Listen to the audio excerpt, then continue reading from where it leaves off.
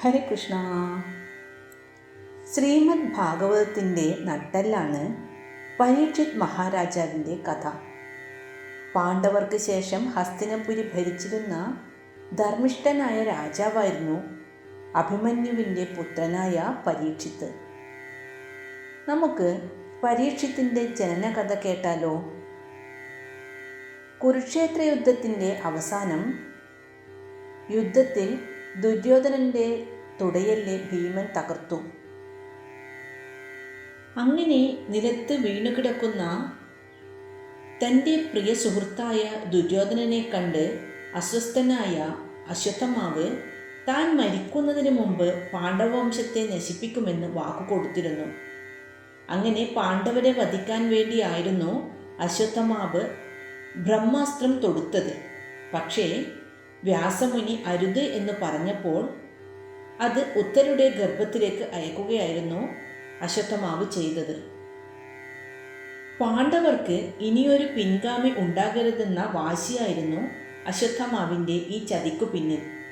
എന്നാൽ ആ ബ്രഹ്മാസ്ത്രത്താൽ ഗർഭത്തിലിരിക്കുന്ന കുഞ്ഞിൻ്റെ ജീവൻ ആകുമെന്ന് മനസ്സിലാക്കിയ ഭഗവാൻ ശ്രീകൃഷ്ണൻ ഗർഭപാത്രത്തിൽ പ്രവേശിച്ച് ശിശുവിനെ സംരക്ഷിച്ചു.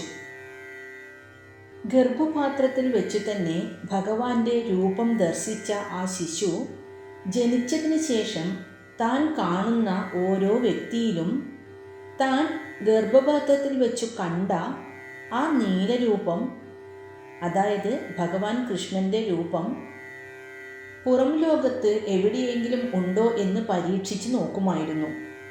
അതുകൊണ്ടാണ് അദ്ദേഹത്തിന് പരീക്ഷിത് എന്ന പേര് ലഭിച്ചത് എന്ന് പറയുന്നു. ഭഗവാന്റെ സ്വർഗാരോഹണത്തോടെ കലിയുഗം ഭൂമിയിൽ പ്രവേശിച്ചു. അപ്പോഴേക്കും പഞ്ചപാണ്ഡവന്മാരും ഇല്ലാതായിരുന്നു. ഒരിക്കൽ തൻ്റെ രാജ്യം സന്ദർശിക്കാൻ ഇറങ്ങിയ പരീക്ഷിത് മഹാരാജാവ് ദയനീയമായ ഒരു കാഴ്ച കണ്ടു. ഒരു കാല് മാത്രം ബാക്കിയുള്ള ഒരു കാളയെ, ആ കാള ആരായിരുന്നു? ധർമ്മദേവനായിരുന്നു. ആ കാളയെ ശൂദ്രവേഷധാരിയായ ഒരാൾ ക്രൂരമായി തല്ലിച്ചതയ്ക്കുന്നു. ആ കാളയുടെ അടുത്ത് കരഞ്ഞുകൊണ്ട് ഒരു പശു നിൽപ്പുണ്ടായിരുന്നു. ആ പശു ഭൂമിദേവിയായിരുന്നു. കാളയെ ക്രൂരമായി മർദ്ദിക്കുന്ന അയാളെ കണ്ടപ്പോൾ രാജാവ് അയാളെ വധിക്കാനൊരുങ്ങി. ആ ശൂദ്രൻ ആരായിരുന്നു? അത് മറ്റാരുമായിരുന്നില്ല, സാക്ഷാൽ കലിയായിരുന്നു. രാജാവിൻ്റെ പരാക്രമത്തിന് മുന്നിൽ ഭയന്നുപോയ കലി രാജാവിൻ്റെ പാദങ്ങളിൽ വീണ് അഭയം ചോദിച്ചു. ശരണാഗതനെ വധിക്കുന്നത് രാജധർമ്മമല്ലാത്തതിനാൽ പരീക്ഷിത്ത് കലിയെ കൊന്നില്ല. പക്ഷേ തൻ്റെ രാജ്യത്ത് താമസിക്കാൻ കലിയെ അനുവദിക്കില്ലെന്ന് അദ്ദേഹം പറഞ്ഞു. എന്നാൽ ഈ ഭൂമിയിൽ എവിടെ പോയാലും പരീക്ഷിത്തിൻ്റെ രാജ്യം മാത്രമായതുകൊണ്ട് തനിക്ക് വസിക്കാൻ ഒരിടം നൽകണമെന്നും കലി രാജാവിനോട് അപേക്ഷിച്ചു. ഒടുവിൽ പരീക്ഷിത്ത് കലിക്ക് വസിക്കാൻ 5 മോശപ്പെട്ട സ്ഥാനങ്ങൾ അനുവദിച്ചു. അത് ചൂതാട്ടം, മദ്യപാനം, സ്ത്രീസംഗം, ഹിംസ എന്നീ 4 സ്ഥലങ്ങളാണ് രാജാവ് ആദ്യം കലിക്ക് അനുവദിച്ചു കൊടുത്തതെങ്കിലും കലി സ്വർണത്തിൽ കൂടി വസിക്കാൻ തന്നെ അനുവദിക്കണം എന്ന് പറഞ്ഞു. അപ്പോൾ രാജാവ് സ്വർണത്തിൽ കൂടി വസിക്കാൻ കലിയെ അനുവദിച്ചു. പരീക്ഷിത്ത് കലിക്ക് നൽകിയ ഈ 5 സ്ഥാനങ്ങൾ ഇന്നും സമൂഹത്തിൻ്റെ തിന്മയുടെ ഉറവിടമായി കണക്കാക്കപ്പെടുന്നു. രാജാവ് അവസാനം കലിക്ക് അനുവദിച്ചു നൽകിയ ആ സ്വർണത്തിലൂടെ തന്നെയാണ് പരീക്ഷിത്തിൻ്റെ ബുദ്ധിയിൽ കലി പ്രവേശിച്ചത്. അദ്ദേഹത്തെ കൊണ്ട് എന്നിട്ട് കലി ഒരു തെറ്റ് ചെയ്യിപ്പിക്കുകയും ചെയ്തു. ആ തെറ്റാണ് പിന്നീട് പരീക്ഷിത്തിൻ്റെ മരണത്തിലേക്കും എന്നാൽ ലോകത്തിന് ഭാഗവത പുരാണം ലഭിക്കാനും കാരണമായത്. അങ്ങനെയിരിക്കെ ഒരു ദിവസം പരീക്ഷിത് മഹാരാജാവ് നായാട്ടിനായി പുറപ്പെട്ടു. കൂടെ അംഗരക്ഷകന്മാരും മറ്റും ഉണ്ടായിരുന്നെങ്കിലും കാട്ടിലെത്തിയതോടെ രാജാവ് സന്തോഷം കൊണ്ട് മതിമറന്ന് കാട്ടുമൃഗങ്ങളെ വേട്ടയാടി ഒടുവിൽ രാജാവ് വഴിതെറ്റി പരിവാരങ്ങളിൽ നിന്നൊക്കെ അകന്ന് കാട്ടിൽ തനിച്ചായി. രാജാവ് ചുറ്റും നോക്കി. മുൻപരിചയം ഒട്ടും തന്നെ ഇല്ലാത്ത ഒരു കാട്ടിലാണ് താൻ വന്നുപെട്ടിരിക്കുന്നത് എന്ന് മനസ്സിലായി. രാജാവ് വളരെ ക്ഷീണിതനായിരുന്നു. എവിടെ നിന്നെങ്കിലും അല്പം വെള്ളം കുടിക്കണം, അത്രയ്ക്കും രാജാവിന് ദാഹിക്കുന്നുണ്ടായിരുന്നു. അങ്ങനെ കുടിവെള്ളം അന്വേഷിച്ച് പരീക്ഷിത്ത് മുന്നോട്ട് നടക്കാൻ തുടങ്ങി. അടുത്തെങ്ങും അരുവികളൊന്നും കാണുന്നില്ല. ദാഹം കലച്ചിലായപ്പോൾ രാജാവ് മുന്നോട്ടേക്ക് നടക്കാൻ തുടങ്ങി. അപ്പോഴതാ മുന്നിൽ ഒരു സന്യാസി ധ്യാനനിരതനായി ഇരിക്കുന്നു. ആ സന്യാസിയെ കണ്ട രാജാവിന് ആശ്വാസമായി. ഇദ്ദേഹം തീർച്ചയായും കുടിവെള്ളം തരാതിരിക്കില്ല. പരീക്ഷിത്ത് വളരെ സന്തോഷിച്ചു. രാജാവ് സന്യാസിയുടെ അടുക്കിലെത്തി കുടിവെള്ളം എവിടെ ലഭിക്കും എന്ന് അന്വേഷിച്ചു.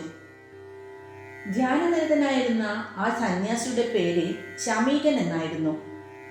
ഈശ്വരനിൽ തൻ്റെ മനസ്സർപ്പിച്ച് ഏകാഗ്രനായിരുന്നതുകൊണ്ട് പരീക്ഷിത് രാജാവിൻ്റെ ചോദ്യങ്ങളൊന്നും ശമീകൻ കേട്ടതേയില്ല. അദ്ദേഹം ജലപാനം നടത്താതെയാണ് തപസ് ചെയ്യുന്നത്. ഇടയ്ക്കെങ്ങാനും ധ്യാനത്തിൽ നിന്നുണരുമ്പോൾ ശമീകൻ കാടിനപ്പുറമുള്ള പുൽമേട്ടിലേക്ക് പോകും. അവിടെ മേയുന്ന പശുക്കളുടെ പൈക്കിടാങ്ങൾ തള്ളപ്പശുവിൻ്റെ അകിടിൽ കിടന്ന് പാൽ കുടിക്കുന്നുണ്ടാകും. പാൽ കുടിക്കുന്ന പൈക്കിടാക്കളുടെ കടവായിലൂടെ പുറത്തുവരുന്ന പാൽപ്പത മാത്രമാണ് ശമീകൻ ഭക്ഷിച്ചിരുന്നത്. ഇത് മാത്രം മതിയായിരുന്നു ആ മഹാതപസ്സനെ ജീവിക്കാൻ. എത്ര വിളിച്ചിട്ടും പാറ പോലെ ഉറച്ചിടുന്ന ശമീകനോട് രാജാവിന് വല്ലാത്ത കോപം തോന്നി. വെറുമൊരു രാജാവ് മാത്രമല്ല പരീക്ഷിത്ത്, ചന്ദ്രവംശജനും ഹസ്തിനപുര ചക്രവർത്തിയുമാണ് അദ്ദേഹം. പാണ്ഡവകുലജാതൻ, അർജുനന്റെ ചെറുമകൻ, അഭിമന്യുവിൻ്റെ പുത്രൻ. അതെ, മഹത്വത്തിൻ്റെയും ആത്മാഭിമാനത്തിൻ്റെയും വിട്ടുവീഴ്ചകൾ ചെയ്യാത്ത അഭിമന്യുവിൻ്റെ പുത്രൻ. അങ്ങനെയുള്ള പരീക്ഷത്തിന് അല്പം ദാഹജലം ചോദിച്ചിട്ട് അനങ്ങാതിരിക്കുന്ന മുനിയോട് കലശലായ ദേഷ്യം തോന്നുക സ്വാഭാവികം മാത്രം. എന്നിട്ടും പരീക്ഷിത്ത് ശമീകനെ വിളിച്ചുണർത്തിയില്ല. അദ്ദേഹം വെറുപ്പോടെയും അത്യധികം ദാഹക്ഷീണങ്ങളോടെയും മടങ്ങിപ്പോകാൻ തയ്യാറായി. അപ്പോഴാണ് പരീക്ഷിത്ത് അവിടെ അടുത്തായി ഒരു പാമ്പ് ചത്തുകിടക്കുന്നത് കണ്ടത്. ആ പാമ്പിനെ കണ്ടപ്പോൾ പരീക്ഷിത്ത് എന്തു ചെയ്തെന്നോ? അതിനെ തോണ്ടിയെടുത്ത് ചത്തതിനൊക്കുമേ ജീവിച്ചിരിക്കലും എന്ന പോലെ ഇരിക്കുന്ന ശമീകന്റെ കഴുത്തിലിട്ടു. എന്നിട്ടും മുനി ഒന്നും അറിഞ്ഞില്ല. കുരുവംശ സാമ്രാട്ടായ തന്നെ ശ്രദ്ധിക്കാതിരുന്ന മുനി ചത്ത പാമ്പിനെയും കഴുത്തിലിട്ട് ഇരിക്കുന്നത് കണ്ട് പരീക്ഷിത്ത് ചിരിച്ചുപോയി. രസമുള്ള ആ കാഴ്ച അല്പനേരം നോക്കി നിന്ന് വേഗം തന്നെ കുടിവെള്ളം തേടി നടന്നകന്നു. അപ്പോൾ ശമീകമുനിയുടെ പുത്രൻ ശൃംഗി ആശ്രമത്തിനടുത്ത് കൂട്ടുകാരുമായി കളിക്കുകയായിരുന്നു. ചത്ത പാമ്പിനെയും കഴുത്തിലണിഞ്ഞ് ശിവനാണെന്ന ഭാവത്തിലാണ് ശൃംഗിയുടെ അച്ഛൻ്റെ ഇരിപ്പെന്ന് പറഞ്ഞ് അവർ മകനെ കളിയാക്കി. ഇത് കേട്ട ശൃംഗി അച്ഛൻ തപസ് ചെയ്യുന്ന സ്ഥലത്തേക്ക് ഓടിച്ചെന്നു. അവിടെ ചത്ത പാമ്പിനെയും കഴുത്തിലണിഞ്ഞ് ഒന്നും അറിയാതെ ഇരിക്കുന്ന തൻ്റെ പിതാവിനെ കണ്ട് ആ ബാലന് വളരെ ദുഃഖവും സങ്കടവും വന്നു. തൻ്റെ അച്ഛനെ ഈ വിധത്തിൽ അപമാനിച്ച വ്യക്തിയെ ആ മുനികുമാരൻ ശപിച്ചു. എൻ്റെ പിതാവിൻ്റെ തോളിൽ ചത്ത സർപ്പത്തെ എടുത്തിട്ട പാപി തക്ഷകനാഗത്തിൻ്റെ കടിയേറ്റ് 7 നാൾക്കകം മരിക്കട്ടെ. ഈ ഉഗ്രശാപത്തെ കുറിച്ച് ജ്ഞാനദൃഷ്ടിയിൽ അറിഞ്ഞ ശമീകൻ ഉടൻ തപസ്സിൽ നിന്നുണർന്ന് ശാപകാരണമായ സംഭവം എന്തെന്ന് മകനോട് ചോദിച്ചറിഞ്ഞു. തൻ്റെ കഴുത്തിൽ ചത്ത സർപ്പത്തെ എടുത്തിട്ടത് ധർമ്മിഷ്ഠനായ പരീക്ഷിത് രാജാവാണെന്ന് മുനിക്ക് മനസ്സിലായി. പെട്ടെന്ന് കോപം കൊണ്ട് മകൻ നടത്തിയ ശാപത്തിൽ ശമീക മഹർഷി വളരെ ദുഃഖിച്ചു. പരമഭക്തനായ പരീക്ഷിത്തിനെയാണ് താൻ ശപിച്ചതെന്നറിഞ്ഞപ്പോൾ മുനിപുത്രനായ ശൃംഗിയും വളരെ സങ്കടത്തിലായി. ഉടനടി ശാപവിവരം മഹാരാജാവിനെ അറിയിക്കാൻ ശൃംഗി ഒരു മുനികുമാര സുഹൃത്തിനെ ഹസ്തിനപുരിയിലേക്ക് അയച്ചു. ശൃംഗിയുടെ ശാപവിവരമറിഞ്ഞ പരീക്ഷിത്ത് ആദ്യമൊന്നും ഭയപ്പെട്ടെങ്കിലും തൻ്റെ അവിവേകത്തെക്കുറിച്ചോർത്ത് സമാധാനിക്കുകയാണ് ചെയ്തത്. അങ്ങനെ പരീക്ഷിത്ത് രാജ്യം മകനെ ഏൽപ്പിച്ച് കൊട്ടാരം ഉപേക്ഷിച്ച് ഗംഗാതീരത്തേക്ക് യാത്രയായി. ഗംഗാതീരത്ത് ചെന്ന് മരണം കാത്തിരുന്നു.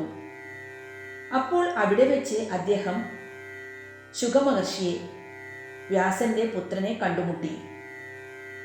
പരീക്ഷിത് മഹാരാജാവ് ശുഗബ്രഹ്മർഷിയോട് നടന്ന സംഭവങ്ങളൊക്കെ വിവരിച്ചു. എന്നിട്ട് ചോദിച്ചു, മോക്ഷം കിട്ടാനുള്ള വഴി ഒന്ന് പറഞ്ഞു തരൂ എന്ന്. അപ്പോൾ ശുഗമഹർഷി പറഞ്ഞു, ഭാഗവത കഥാശ്രവണമാണ് മോക്ഷം ലഭിക്കാൻ ഏറ്റവും നല്ല ഉചിതമായ വഴിയെന്നു പറഞ്ഞു.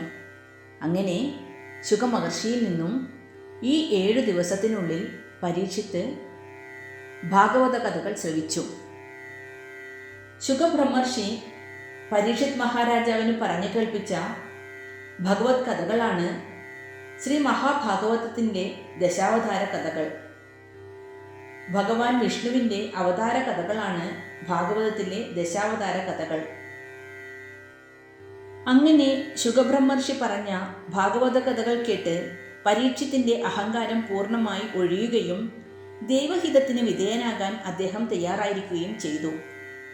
പരീക്ഷിത് രാജാവിനെ വധിക്കേണ്ട ശാപത്തിൻ്റെ 7-ാം ദിവസം വന്നു. ഹസ്തിനപുരിയിലെ ജനങ്ങളും ബ്രാഹ്മണരുമെല്ലാം ആകാംക്ഷയോടെ രാജധാനിയിലേക്ക് യാത്രയായി. അവരുടെ ഇടയിൽ ഒരു ബ്രാഹ്മണ വേഷധാരിയായി തക്ഷകനും കൊട്ടാരത്തിലെത്തി. അവിടുത്തെ സുരക്ഷാ ഏർപ്പാടുകൾ കണ്ട് തക്ഷകൻ അമ്പരന്നു പോയി.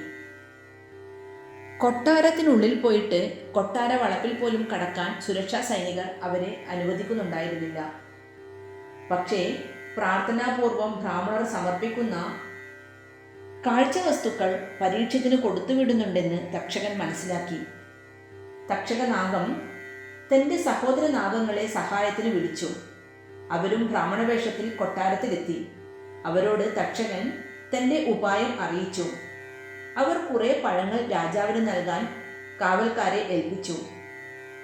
വിശദമായ പരിശോധനകൾക്കു ശേഷം കപട വേഷക്കാരായ നാഗങ്ങൾ നൽകിയ പഴങ്ങൾ പരീക്ഷിത്തിന്റെ അടുത്തെത്തി.